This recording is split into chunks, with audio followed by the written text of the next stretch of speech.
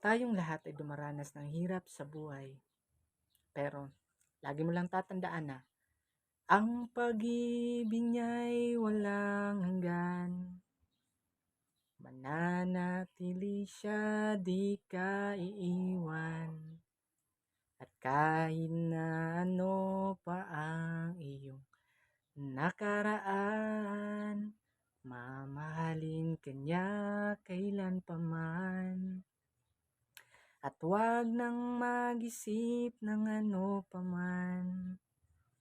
Siya'y laging nariyan, handa kang tulungan.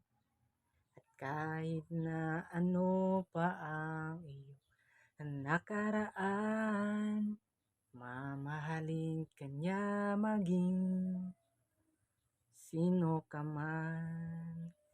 Dahil mahal ka niya, pagkat mahal ka niya, inisip nila ay hindi mahalaga. Mahal ka niya maging sino ka man. Kaya, kaya mo yan, kapatid.